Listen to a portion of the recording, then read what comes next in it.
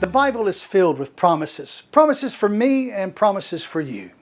But it's also filled with promises for many people that have already come and gone on this earth. They've already spent their time here and gone on to eternity. But be that as it may, while those people were still alive on earth, the Lord made sure His promises to them were fulfilled. Such is the case with the division of the promised land to the people of the nation of Israel. But there was also a promise to a spy who searched out the land of Canaan with the 12 spies at the beginning of the second year out of the promised land. And it was time for that promise to be fulfilled also. So the taking of Canaan land began with the crossing of the Jordan River in 1424 BC.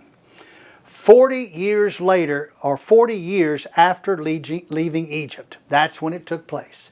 And as we discover in this chapter, it is a little more than 5 years later, and it is time for Joshua and Eleazar, the high priest, to apportion the land in the promised land. In the last chapter, land taken by Moses on the east side of the Jordan River was already granted to Reuben, Gad, and Manasseh. So now it is time to take the land that has been taken on the west side of the Jordan River and give it to the people, the tribes, the other 9.5 tribes. So we're going to start with the land on the west side of the Jordan River by calling the head of the households together to hand out these portions of land. So we're in chapter 14 of the book of Joshua, and we start with verse 1.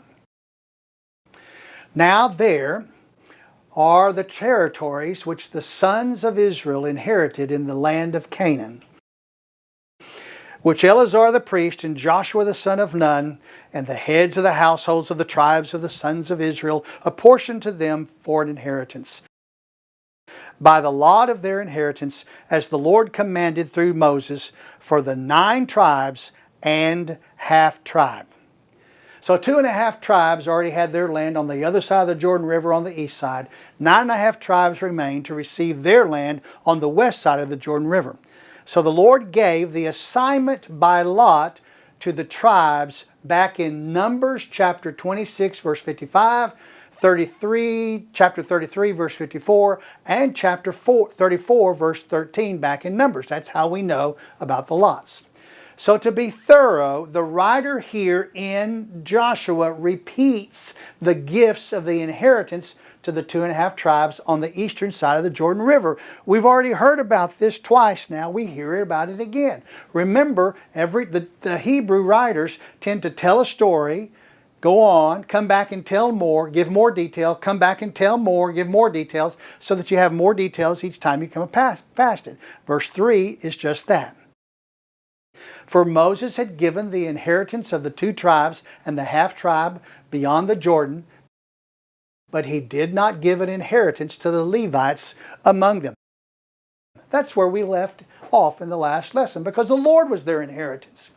So in addition to the land for the Levites, that they did not receive any on the east side, they're not going to receive any on the west side either, in the areas, especially in the areas of Manasseh and Ephraim. Just not going to get it. Verse 4. For the sons of Joseph were 2 tribes, Manasseh and Ephraim, and they did not give a portion to the Levites in the land, except cities to live in with their pasture lands for the livestock and for their property. Thus the sons of Israel did just as the Lord had commanded Moses, and they divided the land.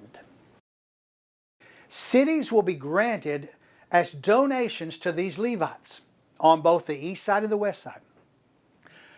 Farmland will be there to take care of the gifts that come to the Lord, which become the inheritance of the Levites. So they have to have places for the livestock to be, and so that's the reason why in every area there is land and some cities that is given to them, are donated to them for use, but they do not own the land.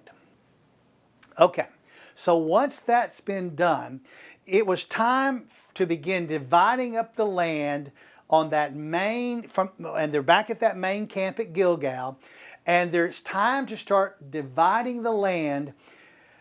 And there in Gilgal, up comes Caleb. And Caleb makes a request. We have the request of Caleb, and we start with Caleb's introduction in verse 6. Then the sons of Judah drew near to Joshua in Gilgal, and Caleb, the son of Jephunneh, the Kenizzite, said to him, You know the word which the Lord spoke to Moses, the man of God, concerning you and me in Kadesh Barnea.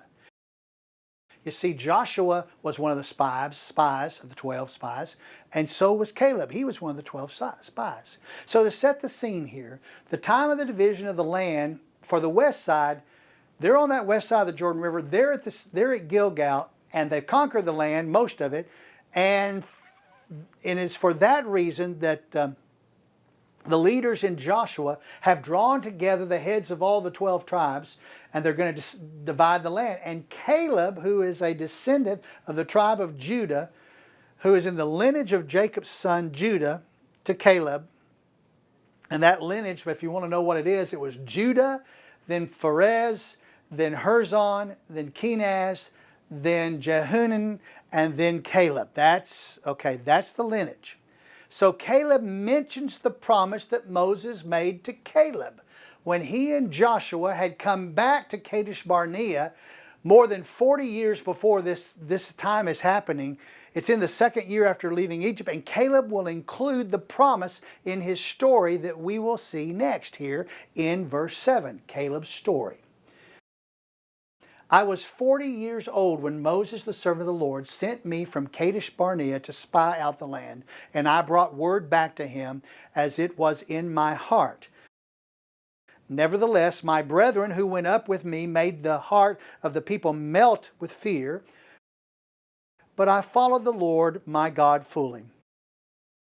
So Moses swore on that day, saying, Surely the land on which your foot has trodden will be an inheritance to you and to your children forever, because you have followed the Lord my God fully. Now behold, the Lord has let me live, just as He spoke, these 45 years, from the time that the Lord spoke His word to Moses, when Israel walked in the wilderness. And now behold, I am 85 years old. I am still as strong today as I was in the day Moses sent me. As my strength was then, so my strength is now, for war and for going out and coming in. The Lord promised Caleb that he would inherit the land that the 12 spies had spied out when Moses sent them out back in Numbers chapter 14, verse 24. And at that time, the full impact of that promise was very vague. With Caleb's testimony, it became clear. We hear the word of the Lord back in Numbers chapter 14, 24. Here's what it says there. But my servant Caleb, because you have had a different spirit and has followed me fully, I will bring into the land which he entered, and his descendants shall take possession of it. Translation, where you just went is going to belong to you. Hebron was the land which Caleb entered to spy out, and it is Hebron which is going to be given to Caleb as his inheritance. Now, unless you did not notice it, the writer has once again established the timeline for us that we had lost. We did not know where we were, but now they're back at Gilgal. And it is also established the time it took for the nation of Israel to carry out the campaign against central, southern, and northern Israel, or Canaan land, to take it for their own. It took them 5 years. How do we know? Well, in verse 7, we hear Caleb say, I was 40 years old when Moses, the servant of the Lord, sent me from Kadesh Barnea to spy out the land. In verse 10, we hear Caleb say, Now behold, the Lord has let me live just as he spoke these 45 years from the time that the Lord spoke His word to Moses when Israel walked in the wilderness. And now behold, I am 85 years old. Well, if Caleb was 40 years old when he went to spy out the land, and now it took 40 years for them to spend and go and do all of that, if it took that, it took the nation of Israel. He's now 85. You got that? So he's 40 years when he went to spy, 40 years waiting to get into the promised land. And now he's 85 and they finished the campaign. It took them 5 years, not quite 6, less than 6, but 5 years for this whole time to transpire. They've been fighting for 5 years. Also remember this. In the way they thought, they had no zero. So they didn't work a year and say, we've been worked a year. The day they set foot on the land to start conquering was year 1. So that means that it took them just right at maybe just a few days or months longer than true 5 years for them to take the land. So at the end of Caleb's story, we come to Caleb's request. Verse number 12. Now then, give me this hill country about which the Lord spoke on that day, for you heard on that day that Anakim were there with great fortified cities. Perhaps the Lord will be with me, and I will drive them out as the Lord has spoken.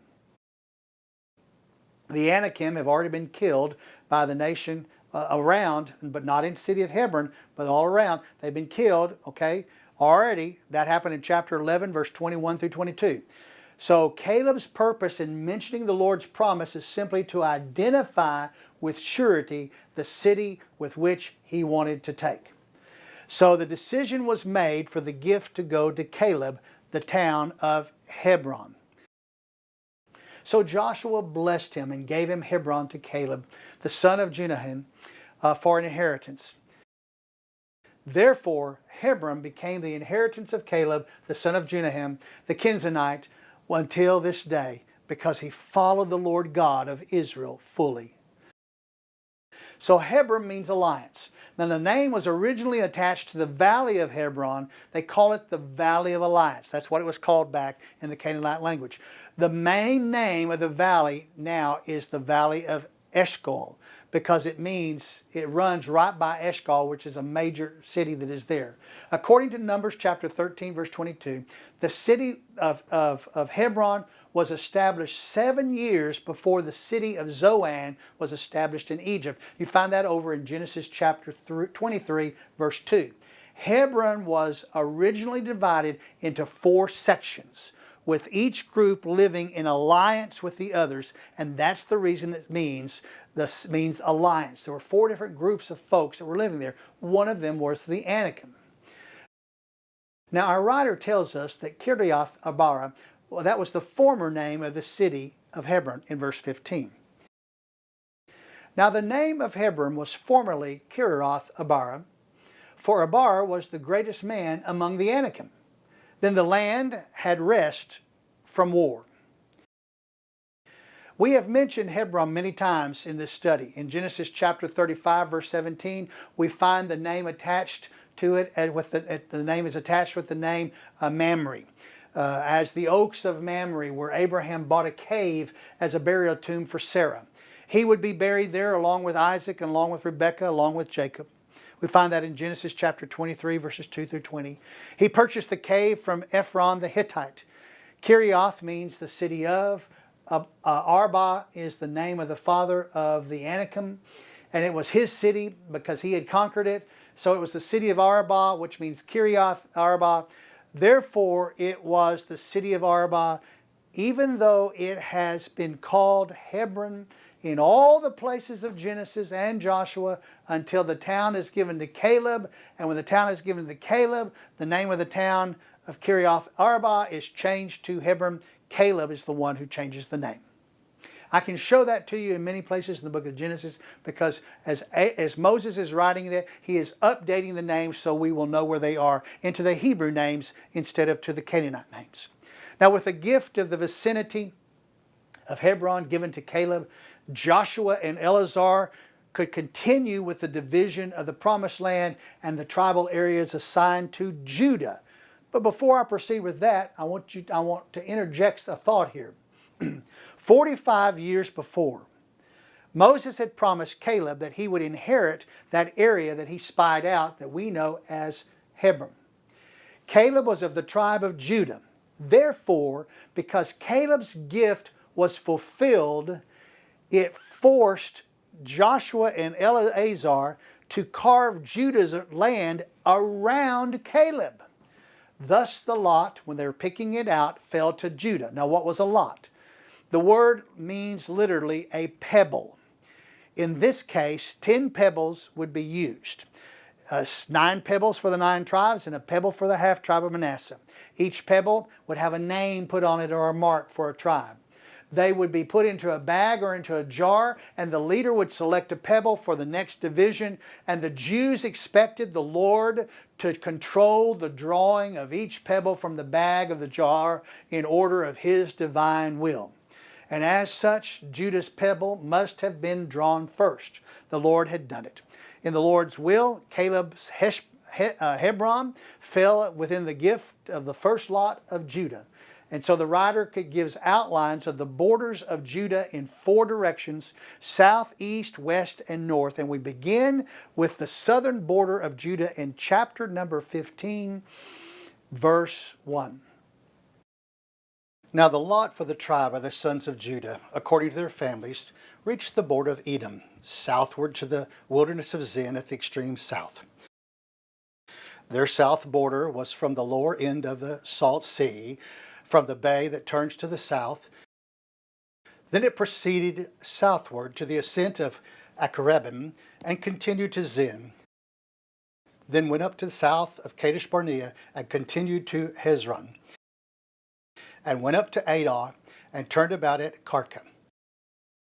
It continued to Asmon and proceeded to the brook of Egypt, and the border ended at the sea. This shall be your south border. Well, some of these places mentioned can no longer be identified. I can't even hardly pronounce them, but they can no longer be identified. However, enough can be identified in order that we can with ease set these borders. Starting at the bottom of the Dead Sea, we run straight down through by the land of Edom, all the way down past the wilderness of Zin, and we dead end into that town that is there at the Sea of Aqaba. And from the Sea of Aqaba, the line begins to run northwest, up all the way past Kadesh Barnea, all the way to the brook of Egypt, and ends at the Great Sea. That's the Mediterranean. The southern border is the shape of a huge V. A huge V. You come right here, you come down all the way down to the Sea of Aqaba, and come right back up. A huge V. And that's the southern border that we have there. Then, the eastern border of Judah started where the southern border ended. However, the eastern border descriptions runs north. Verse number 5. The east border was the Salt Sea, as far as the mouth of the Jordan. And the border of the north side was from the bay of the sea at the mouth of the Jordan. Then the border went up to Beth Hoglah and continued to the north at Beth Arabah. And the border went up to the stone of Bohan, the son of Reuben. The border went up to Debir from the valley of Achor, and turned northward toward Gilgal, which is opposite the ascent of Adummim, which is on the south of the valley, and the border continued to the waters of En-Shemesh, and it ended at En-Rogal. Translation, very easy. All we have to do is tell you this. You start right here where the southern border explanation started. You run all the way up right through the Dead Sea. This is Reuben's land over here to the left. And you turn and go to Gilgal, and then turn and go into this spring area.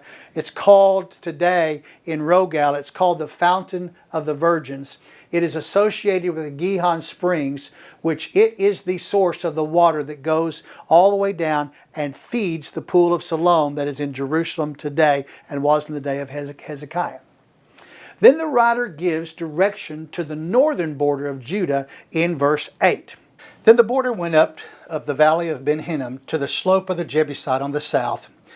And the border went up to the top of the mountain, which is before the valley of Hinnom, to the west, which is at the end of the valley of Rephaim toward the north. And from the top of the mountain of the border curved to the spring of the water of Nephtoah, and proceeded to the city of Mount Ephraim. Then the border curved to Bela. The border turned about from Balaam westward to Mount Seir, and continued to the slope of Mount Jearim on the north. and went down to Bethshemesh, and continued to Tumnah. And the border proceeded to the side of Ekron northward, and the border curved to Shecheron, and continued to Mount Bala, and proceeded to Jabneel, and the border ended at the sea.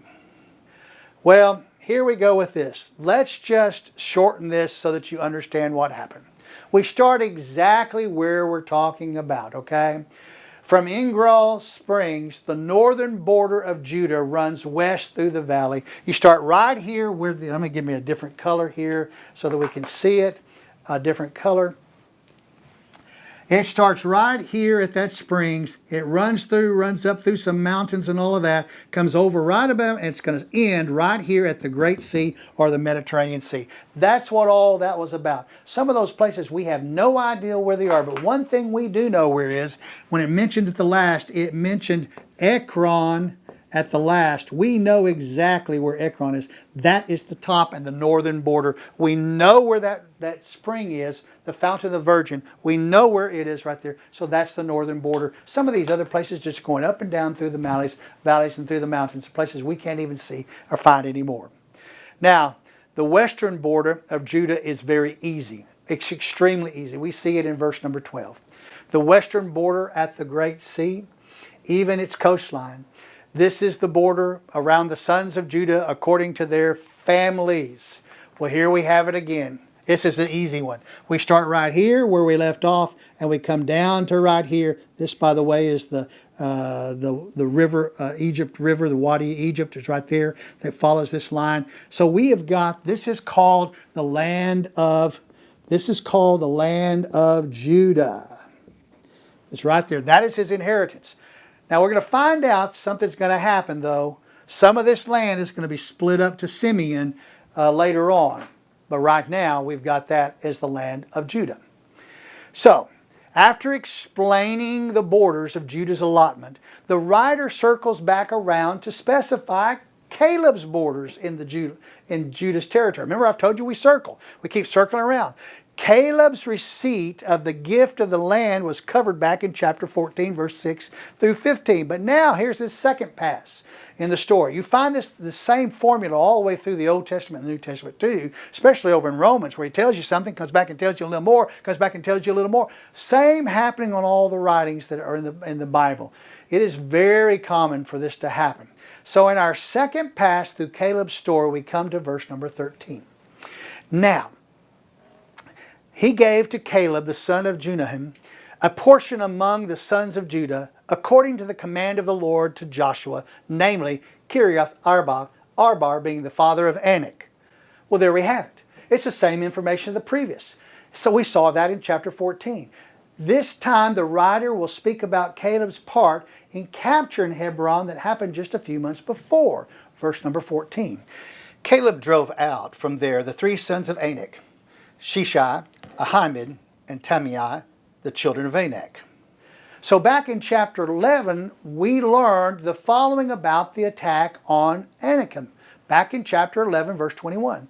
Then Joshua came at that time and cut off the Anakim from the hill country, from Hebron, from Debir, from Anab, and from all the hill country of Judah, and from all the hill country of Israel. Joshua utterly destroyed them with their cities. There were no Anakim left in the land of the sons of Israel. Only in Gaza, in Gath, and in Ashdod some remained. So here in chapter 15, we learn that it was Caleb running his group of the army that actually conquered the Anakim and cut them off. No doubt Caleb was the chief of it at that time. Because of that, Caleb had been one of the chiefs that had stood on the foot of those 5 kings, by the way, there at the cave at Makkedah to kill those Amorite kings. From Hebron, Caleb led the attack on down to Debir, just as was mentioned back in chapter 11. But this time, through the story, we learn of the officer's prize to the man who captured Debir from Caleb, verse number 15. Then he went up from there against the inhabitants of Debir. Now the name of Debir formerly was Kiriath Sepher. And Caleb said, the one who attacks Kiriath Sepher and captured it, I will give him Asha, my daughter, as a wife. What a deal. So before Debir was taken by Caleb and the nation of Israel, the town was named Kiriath Sepher. And as we have stated here, Kiriath means city, Sepher means instruction. Therefore, the Amorite name for this town was the city of instruction, or the city of books. Debir, the new name, means a sanctuary. It's the Hebrew name for it. So the gift for the victorious man would be Caleb's daughter, Asha. Her name means ankle chain or anklet. And with the prize offered, we come to the winner of the prize in verse number 17. Othniel, the son of Kenaz, the brother of Caleb, captured it, so he gave him Asha, his daughter, as a wife. It came about that when she came to him, she persuaded him to ask her father for a field. So she alighted from the donkey, and Caleb said to her, "What do you want?" And she said, "Give me a blessing, since you have given me the land of the Negev. Give me also springs of water." So he gave her the upper spring and the lower spring. So Othniel was Caleb's nephew. Kenaz was Caleb's younger brother. We will hear of Othniel again after the death of Joshua, when the king of Mesopotamia seeks to reign over the nation of Israel in Judges chapter 3 verses 8 through 9. But for now, Othniel has won the hand of the daughter of Caleb. She was unhappy. She was with the desert and the barren land that she received there in the Negeb. So she asked, and she forced her husband, Othniel, to ask for a spring, and Caleb obliged, and he gave her more than just that. He actually also gave her two springs, the upper spring and the lower spring. He gave her what she asked for. What a deal. What a deal. Win a battle, win a wife. Can you believe? But that's the way some things were done back then. And I'm sure that the daughter of Caleb was worth fighting for.